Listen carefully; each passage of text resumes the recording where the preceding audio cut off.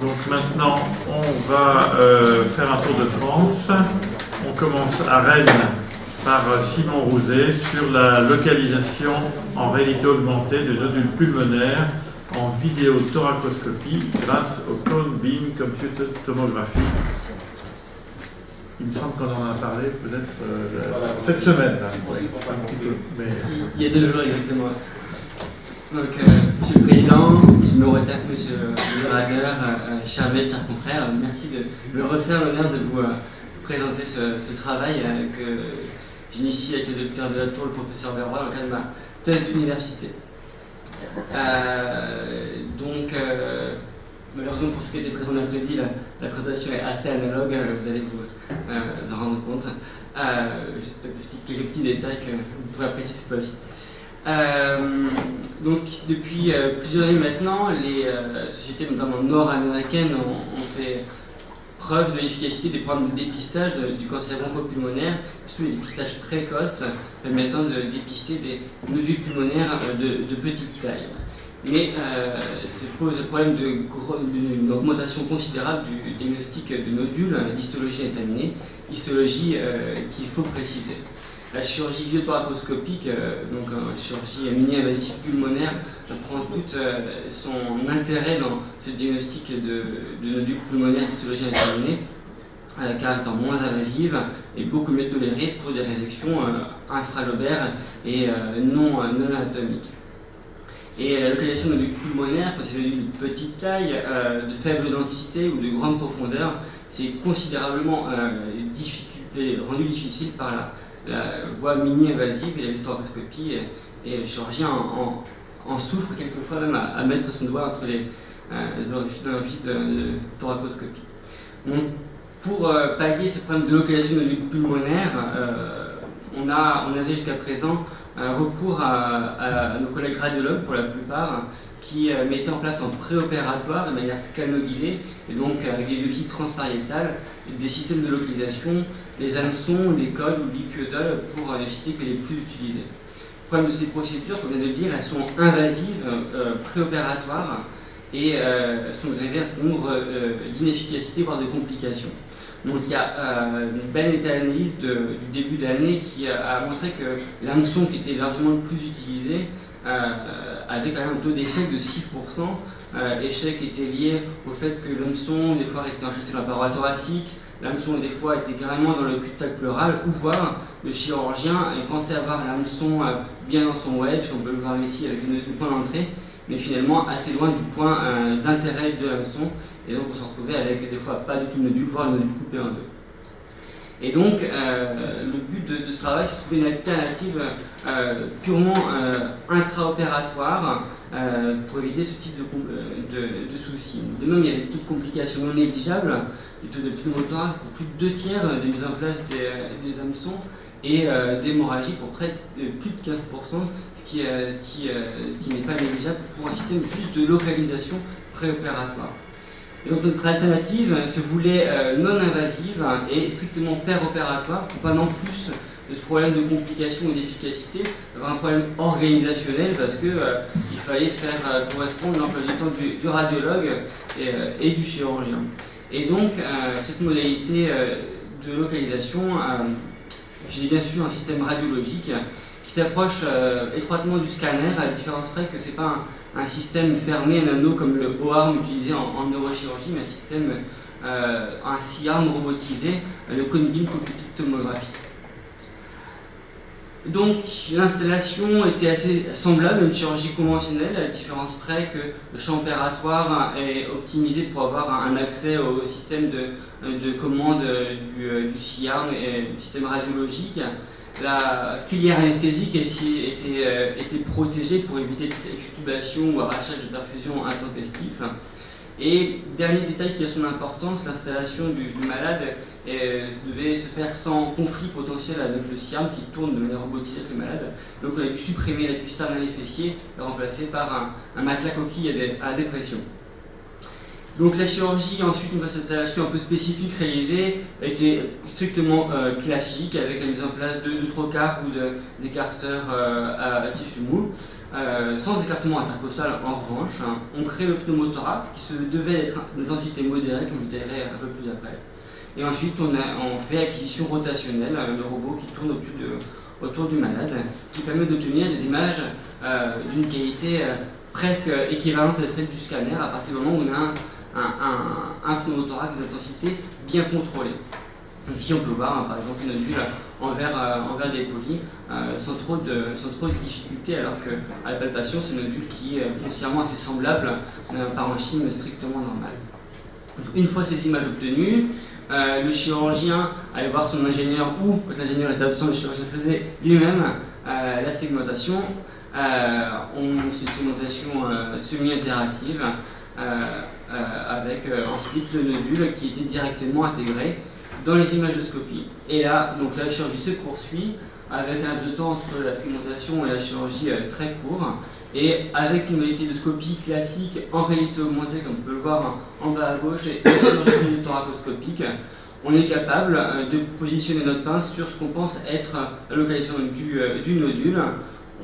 On réalise plusieurs incidences pour s'assurer de la bonne positionnement de notre pince, et ensuite on peut repasser en configuration plus classique. On réalise notre résection atypique, le wedge, en regard de la zone qui a été localisée grâce à la réalité augmentée. Donc c'est une procédure qui a été effectuée jusqu'à présent pour 22 malades, avec des nodules globalement centimétriques et relativement profonds, à près de 2 cm de la plèvre, avec une densité assez hétérogène, et de plus en plus maintenant des nodules en verre dépoli, qu'on sait qu'ils sont les plus difficiles à localiser.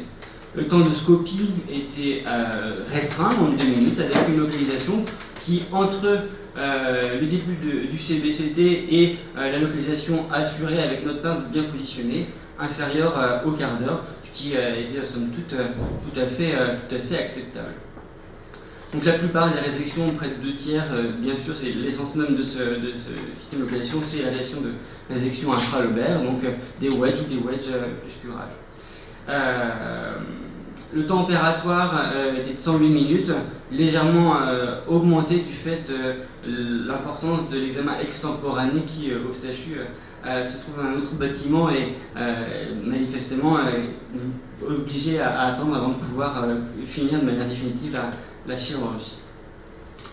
Donc ça reste une procédure à la limite de nos 22 malades qui est fiable, puisqu'on est capable de localiser nos nodules sur les imageries CBCT, qui est faisable et également fiable parce qu'on arrive à localiser notre nodule grâce à cette procédure, et du fait de sa qualité non invasive, à l'exception de l'irradiation additionnelle du CBCT, n'a entraîné aucune complication. L'irradiation, il faut savoir qu'elle reste relativement acceptable, puisque ça représente l'équivalent de la moitié d'un scanner conventionnel, ce qui est assez négligeable compte tenu du nombre d'examens que peuvent subir un patient atteint d'un cancer pulmonaire. Bien sûr, c'est pas la technique rêvée, il y a des limites. La première limite, qui en est à mon avis la plus importante, c'est l'accès et la disponibilité d'une salle hybride. On sait qu'actuellement, avec les procédures en chirurgie vasculaire, également en réalité augmentée, les procédures de TAVI, les procédures même de rythmologie, on prenne une grande place dans l'utilisation de ces salles hybrides, et c'est assez difficile de pouvoir, en plus de ça, greffer un programme de chirurgie thoracique, le programme de ces salles hybrides. Une autre limite importante, c'est la mobilisation du poumon, parce que, comme je vous le disais, on a un pneumothorax bien contrôlé, un poumon dans une configuration bien particulière, on réalise notre scanner et notre localisation elle reste fiable à partir du moment où cette configuration du parenchyme pulmonaire n'est pas changée. À partir du moment où on commence à mobiliser le poumon, à le tracter, à appuyer dessus, le poumon a une certaine élasticité, n'a pas une mémoire de forme strictement parfaite, et donc on en revient à avoir une localisation qui n'est plus efficace. Donc ça reste une limite relativement importante. En revanche, ces limites-là, la morphologie de patient avec des images d'une qualité plus médiocre, plus artefactée, un pneumothorax trop important, des ectasies qui peuvent apparaître au décours de la procédure, voire des nodules en verre dépoli qui ne sont pas visibles parce qu'ils sont trop peu denses, on travaille activement dessus pour pouvoir les localiser grâce à un recalage. Comme on peut le voir ici, un pneumothorax très important à gauche, un pneumothorax optimal à droite, la qualité des images se trouve considérablement métamorphosée, avec un lobe inférieur qui n'est plus du tout interprétable sur l'image de gauche. Donc on a, grâce au LTSI et mon collègue ingénieur Pablo Alvarez, mis au point un système de recalage qui est parti du scanner préopératoire et du CBCT opératoire. On est capable de recaler les images et faire correspondre la localisation hypothétique du nodule. Donc pour l'instant, ça reste du travail pour cette partie-là fondamentale qu'on est en train d'implémenter à la pratique clinique. Donc ces résultats préliminaires sont, je trouve, encourageants, montrent l'efficacité, la fiabilité de cette procédure. Reste à automatiser notamment la segmentation et ce recalage, à l'implémenter. Et idéalement, se passer complètement de la scopie et mettre la réalité augmentée non plus sur la scopie, mais comme on le fait en chirurgie hépatique, notamment le mettre directement sur l'écran de vidéothoracoscopie. Je vous remercie.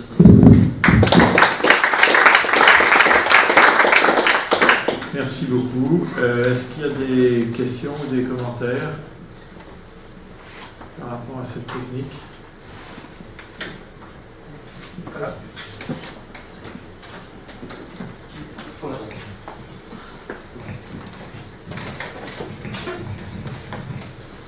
Moi j'ai deux petites questions. D'abord, vous parlez là dans la dernière partie de votre topo, vous parlez de recalage sur des surfaces molles. Et en puissance de calcul, c'est quelque chose que vous allez faire avec des ordinateurs normaux, vous pourriez amener au bloc, ou il faut des machines. Parce que moi j'avais fait un peu de traitement d'image et c'était le gros problème, c'était la puissance de calcul à amener au bloc. Initialement, sur les premiers essais qu'on avait fait, ça nécessitait 4 mini-programmes différents avec un longueur de calcul qui était relativement importante. Maintenant, avec un bon Mac, avec une bonne carte graphique et un processeur à peu près à jour, ça met 4 minutes. Avec toute la filière qui a été automatisée et en passant plus qu'avec un seul logiciel. Mais c'est pas du temps réel alors. Vous pouvez pas faire encore en temps réel. Cette partie-là, pas encore. Pas encore. C'est ce que je précisais. Et alors l'autre chose, vous parliez de chirurgie hépatique. Moi, j'avais pas de notion qu'ils arrivaient encore à faire du temps réel. Est-ce que ça a changé? Je sais pas. Voilà, ce dont on parle, c'est la réalité augmentée appliquée à la chirurgie, c'est-à-dire la superposition des images pré avec l'image préopératoire, mais pas encore ce type de visualisation. Parce qu'une des idées pour les métastases hépatiques, c'est justement d'arriver à les suivre, à faire du recalage mou, d'arriver à suivre ça, mais j'imagine que c'est pas encore actuel.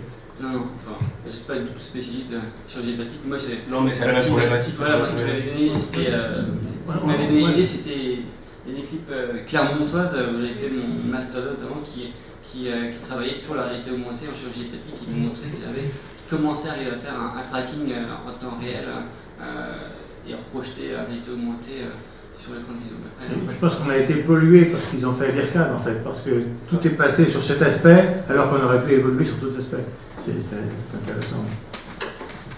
Moi je travaille dans l'équipe de Clermont justement, sur le côté gynéco, avec le laboratoire qui travaille aussi sur le côté chirurgie hépatique. Et en chirurgie hépatique, c'est vraiment en train de se développer. Là, ils sont presque au point pour faire du recalage en direct. Et nous, en gynéco, on le fait déjà. Oui, mais j'ai vu, vous faites des papiers, là, vous faites du recalage. Et en chirurgie hépatique, ils y sont presque. Mais là, nous, déjà, on arrive à faire du recalage en direct quasiment, ou avec 2-3 minutes au bloc, le temps de faire le recalage.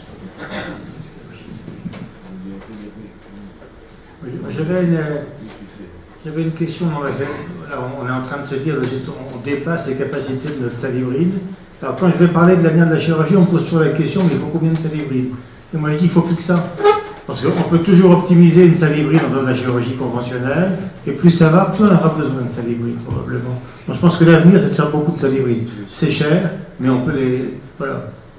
C'est comme on disait il y a 10 ans, est-ce qu'il faut un écran dans une salle d'opération? Voilà, On a connu cette époque-là. Dans le seul commentaire qu'on a fait l'autre jour, et je crois qu'il faut bien préciser ici la difficulté, si vous voulez, qui se passe à Strasbourg dans cette intégration des images, c'est ce qui est fixe et solide de ce qui est mou et qui bouge. Puisque vous savez qu'on a le problème, notamment, je reporte sur chirurgie digestive, notamment sur les tubes grêles, des choses comme ça, les organes mobiles, et vous avez ce problème, et vous l'avez très bien dit, si vous voulez, c'est ce problème au niveau du poumon, c'est-à-dire que c'est une structure qui s'affaisse et qui vous devez trouver l'idéal pour pas qu'elle s'affaisse pour mettre votre image. Puisque finalement, si vous changez, à mon avis, de 4 cm le pneumothorax, ça change considérablement c'est leur difficulté, alors que les organes comme le foie, si vous voulez, sont plus complaisants, j'allais dire, pour ce genre de superposition d'images. Et l'orthopédie a plus forte raison. Je travaille justement avec Grenoble qui a travaillé sur le brain shift, qui a créé un modèle biomécanique du brain shift pour modéliser cet affaissement du cerveau à partir du moment où on ouvre la boîte crânienne. Et mon co-doctorant Pablo Alvarez et moi, par extension, on travaille activement avec Yvonne Payan de Grenoble pour essayer de créer un modèle biomécanique, parce que pour l'instant, les postulats qu'on a fait pour ces travaux préliminaires, c'est que le poumon est un modèle linéaire, élastique, ce qui dans la vraie vie n'est pas du tout le cas, parce qu'il n'est pas élastique, il n'est pas plastique non plus, il a une mémoire de forme qui est variable et qui dépend aussi de l'intensité de pneumothorax qu'on fait pendant la procédure. Après, pour l'instant, cette intensité de pneumothorax, on a réussi à la contrer en insufflant l'oxygène quand le poumon est exclu pour le garder un petit peu gonflé. Mais pour l'instant, ça reste un pis-aller. Et si on pouvait travailler en conditions chirurgicales standard, avec un pneumothorax complet, mais un poumon recalé, ça serait l'idéal. Mais pour ça, je pense qu'il faudrait 2 ou 3 thèses de science. Bon, Simon, merci. Il faut qu'on continue. Là, c'est vraiment c'est très intéressant et porteur de beaucoup d'admis.